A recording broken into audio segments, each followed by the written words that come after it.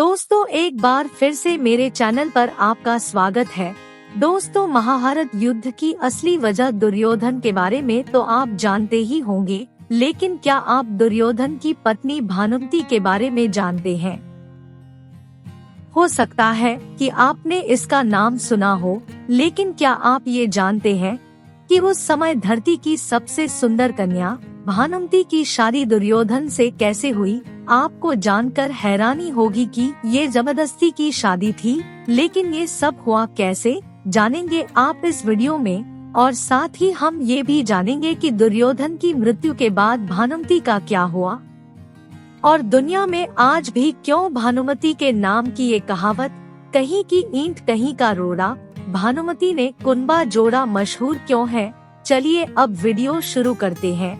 दोस्तों, कौरव और पांडवों के अलावा भी भारत में कई ऐसे पात्र हैं जो आज भी पूरी दुनिया में काफी मशहूर है, लेकिन मशहूर नामों के बीच महाभारत युद्ध के खलनायक माने जाने वाले दुर्योधन की पत्नी भानुमति कहीं खो सी गई है। दुनिया में ज्यादातर लोगों को भानुमति के बारे में खबर ही नहीं है, और कुछ लोग जानते भी हैं तो बस उन्हें भानुमति का नाम ही पता है। लेकिन आज इस वीडियो के बाद आप भानुमति को अच्छे से जान जाओगे। भानुमति कंबोज के राजा चंद्रवर्मा की पुत्री थी। उस समय पूरी धरती पर द्रौपदी की सुंदरता की चर्चा होती थी। सुंदरता के मामले में सबसे पहला नाम द्रौपदी का ही आता था, लेकिन सुंदरता के मामले में द्रौपदी के बाद अगर कोई दूसरा नाम आता था तो वो नाम था भानुमति का। कंबोज की राजकुमारी भानुमति सिर्फ अपनी सुंदरता ही नहीं, बल्कि अपनी सुशीलता, ज्ञान, बुद्धि और अपनी ताकत के लिए जानी जाती थी। भानुमति जब बड़ी हुई तब बड़े बड़े महारथी उससे विवाह करके अपनी पत्नी बनाने का सपना देखने लगे। भानुमति के विवाह के लिए राजा चंद्रवर्मा ने स्वयंवर का आयोजन किया, जिसमें दुनिया भर के राजा, राजकुमार और शूरवीरों ने हिस्सा लिया। अपनी सुंदरता से हर किसी का दिल जीतने वाली भानुमति का दिल मन ही मन अर्जुन को चाहता था। भानुमति को उम्मीद थी कि अर्जुन भी स्वयंवर में आएंगे और वो उन्हें अपना पति चुन लेगी, लेकिन अर्जुन किसी कारणवश इस स्वयंवर में नहीं आ पाए। भानुमति वरमाला लेकर स्वयंवर के लिए आए। एक से बढ़कर एक पुरुषों के सामने से गुजरने लगी, लेकिन उनकी नजरें जिसे ढूंढ रही थी वो उसे नहीं मिले। इस स्वयंवर में दुर्योधन भी आया हुआ था। दुर्योधन पहली नजर में ही भानुमति पर मोहित हो गया और उसने हर कीमत पर भानुमति को अपनी रानी बनाने का फैसला कर लिया। लेकिन जब भानुमति दुर्योधन के पास आई तो भानुमति दुर्योधन को नजरअंदाज करके आगे बढ़ गई। दुर्योधन को खुद की उपेक्षा बर्दाश्त नहीं हुई और उसने जबरदस्ती बलपूर्वक भानुमति के हाथों वरमाला अपनी गर्दन में डलवा ली। इस हरकत से स्वयंवर में आए हुए दूसरे राजाओं और दरबारियों ने दुर्योधन का विरोध करना शुरू कर दिया। दुर्योधन ने हर एक को चुनौती दे डाली कि अगर किसी ने भी युद्ध में उनके मित्र कर्ण को पराजित कर दिया तो वो भानुमति को छोड़ देगा, लेकिन अगर ऐसा नहीं हुआ तो वो फिर भानुमति से विवाह करके उसे हस्तिनापुर ले जाएंगे। कर्ण दुर्योधन के बेहद खास मित्र थे, इसीलिए वहां अपनी मित्रता की खातिर इस काम में दुर्योधन का साथ दे रहे थे। भानुमति से विवाह की इच्छा रखने वाले योद्धाओं ने एक एक करके कर्ण को चुनौती दी और कर्ण सभी को धूल चटाते रहे। अंत में जरासंध ने कर्ण को चुनौती दी। कर्ण और जरासंध में काफी लंबा युद्ध चला, लेकिन अंत में कर्ण ने जरासंध को भी पराजित कर दिया। कर्ण से मिली ये हार जरासंध के लिए जीवन की पहली हार थी। सभी योद्धाओं को हराने की खुशी में दुर्योधन ने अपने मित्र कर्ण को मालिनी राज्य उपहार स्वरूप दे दिया। अब दुर्योधन का विरोध करने वाला कोई नहीं बचा था। इसके बाद दुर्योधन भानुमति को लेकर हस्तिनापुर आ गया। दुर्योधन की हरकत से भानुमति भी इस पूरे घटनाक्रम से बेहद दुखी थी। हस्तिनापुर आने के बाद दुर्योधन ने भानुमति से विवाह रचा लिया। भानुमति अपने साथ अपनी एक अत्यंत सुंदर सहेली को भी लेकर आई थी। भानुमति की सहेली उनकी बहुत खास थी और वो उसे कभी भी खुद से दूर नहीं करना चाहती थी। दुर्योधन ने अपनी पत्नी की प्रिय सहेली का विवाह अपने प्रिय मित्र कर्ण से करवा दिया। भानुमति थोड़े दिनों तक तो दुर्योधन से नाराज रही, लेकिन अंत में उन्होंने दुर्योधन को अपना पति स्वीकार कर लिया और फिर दोनों पति पत्नी की तरह रहने लगे। भानुमति सुंदर और बुद्धिमान होने के साथ साथ अपने पति दुर्योधन की तरह बलशाली भी थी।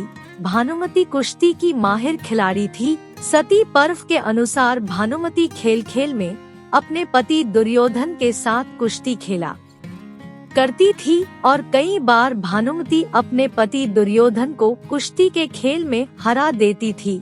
कुछ समय बाद भानुमति ने जुड़वा बच्चों को जन्म दिया, जिसमें एक पुत्र और एक पुत्री थी। उनका नाम लक्ष्मण और पुत्री का नाम लक्ष्मणा था।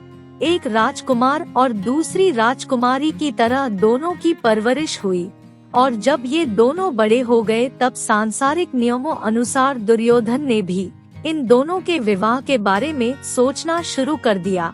अपनी माता भानुमति की तरह लक्ष्मणा भी अति सुंदर और बुद्धिमान थी, जिसकी चर्चा चारों ओर होती थी। दुर्योधन कर्ण के साथ अपनी पक्की मित्रता को रिश्तेदारी में बदलना चाहता था, इसीलिए उसने अपनी पुत्री लक्ष्मणा का विवाह कर्ण के पुत्र सुषेण से तय कर दिया था। लक्ष्मणा और वृषसेन भी मन ही मन एक दूसरे को चाहते थे, लेकिन कुरु वंश की गरिमा बनाए रखने के लिए दुर्योधन ने लक्ष्मणा के लिए स्वयंवर का आयोजन किया।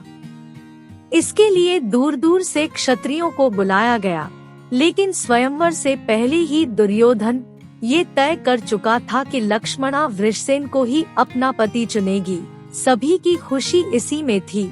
ये स्वयंवर सिर्फ दुनिया को दिखाने के लिए हो रहा था।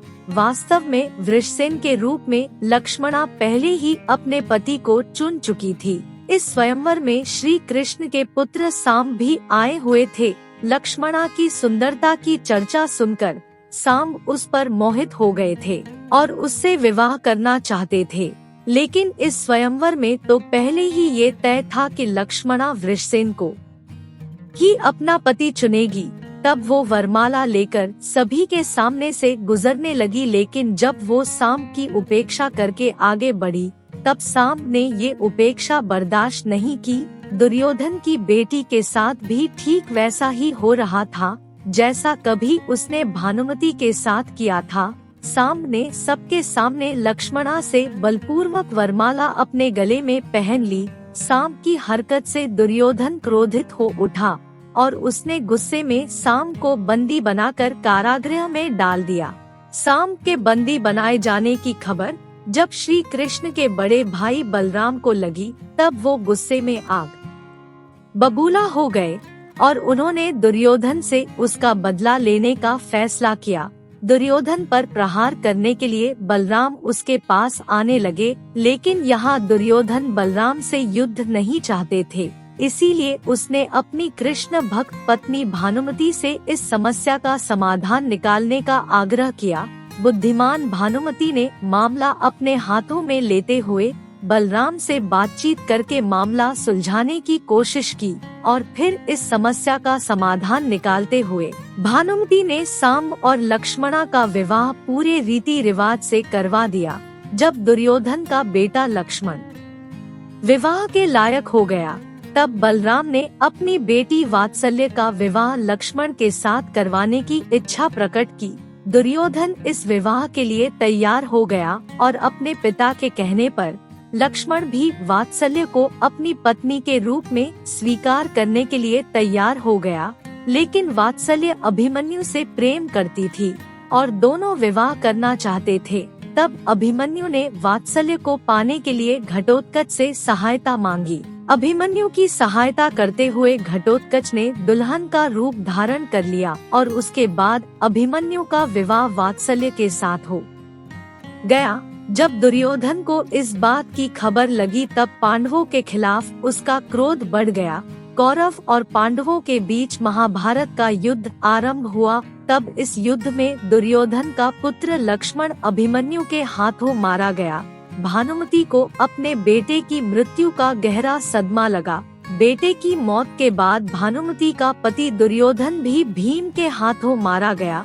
इस तरह इस युद्ध में भानुमति ने अपना पुत्र और अपना पति दोनों ही खो दिए। महाभारत युद्ध की समाप्ति के बाद जनजीवन सामान्य होने लगा और फिर भानुमति ने कुछ ऐसा किया जिससे कि इतिहास में उनका नाम हमेशा के लिए अमर हो गया। महाभारत युद्ध में दोनों पक्षों को भारी नुकसान झेलना पड़ा, जिसका आभास दोनों पक्षों को था और अब ये दोनों पक्ष दुश्मनी खत्म करना चाहते थे। उस समय ऐसी प्रथा थी कि दो पक्षों के बीच विवाह हो जाए तो दोनों पक्षों के बीच की दुश्मनी हमेशा के लिए खत्म हो जाती है। भानुमति ने दुश्मनी खत्म करने के लिए अर्जुन से विवाह करने का फैसला कर लिया। अर्जुन और भानुमति विवाह के बंधन में बंध गए और इसी विवाह के साथ ही कौरव और पांडवों के बीच की दुश्मनी खत्म हो गई और भानुमति ने अपने फैसले से दो कुंभों को जोड़कर एक कर दिया। यहीं से ये कहावत बनी, कहीं की ईंट कहीं का रोड़ा, भानुमति ने कुंभा जोड़ा। तो दोस्तों, अगर वीडियो अच्छी लगी है तो लाइक शेयर जरूर कीजिए और अगर आपने अभी तक चैनल को सब्सक्राइब नहीं किया है तो जल्दी से जाकर चैनल को सब्सक्राइब कर दीजिए। आपके प्यार और स्नेह के लिए बहुत बहुत धन्यवाद।